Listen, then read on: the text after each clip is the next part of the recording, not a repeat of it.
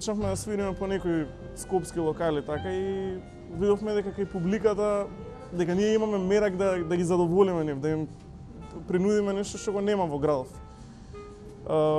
Полека тоа отиде во свинг. Ние не планиравме да биде таа музика, свиревме први некоја авторска поп музика. Јасно зашто ние секогаш сакавме џез да свириме, ама немавме капацитет да ја свириме таа музика, зашто сите што се бават со музика знаат дека е малце еден покомплициран вид на музика, нели?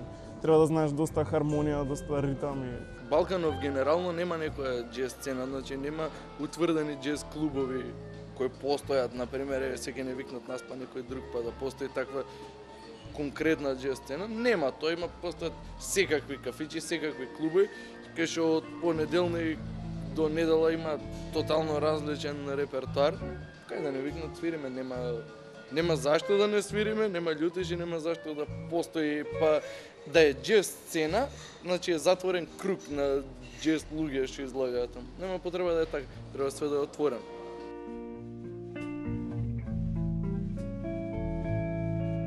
Свиравме концерти, значи самостоен концерт во Скопје свиравме во Албанија свиравме концерти, свиравме во Косово, џез фестивал во Црна Гора и за прва година, мислам, со таа формација, значи тој состав сме доста задоволни, ама сега више работиме на втор албум и гледаме значи да тераме натаму и така.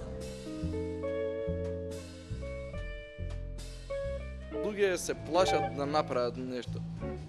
Секојаш им е полесно да земат нешто веќе направено и да работат со тоа отколку да направат нешто ново. А ние не со таква цел и намера, него ти доаѓа песна, сакаш да отвириме, да отвириме. Направиме и си правиме нешто и дојдовме до овој производ што е денеска, што на луѓето им е многу интересен само ради тоа што е ново. Без разлика дали е добро или лошо, е ново и е оригинално.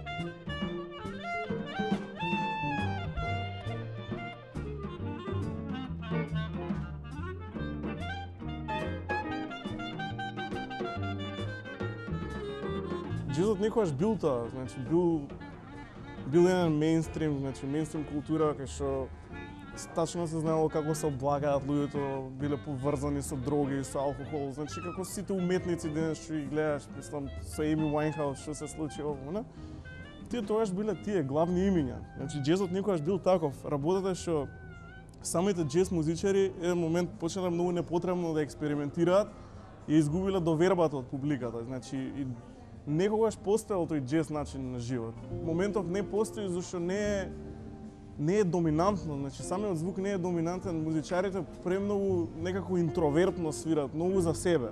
Значи јас кажувам дека е битно да се свири за себе, но ние пред да снимиме, значи ние работевме на пласман, викаме добро оваа песна која свириме уживо, знаеш што ќе прават луѓето, знаеш, секогаш го гледавме тој момент. Значи да не биде нешто што е така само на нас што ќе ни биде забавно. Свириш за себе, ама многу од музичариве експериментираат по секоја цена. Значи на нив да не им се допаѓа тоа, он прави нешто само колку да биде различно и тоа е непромислено и многу е наменски.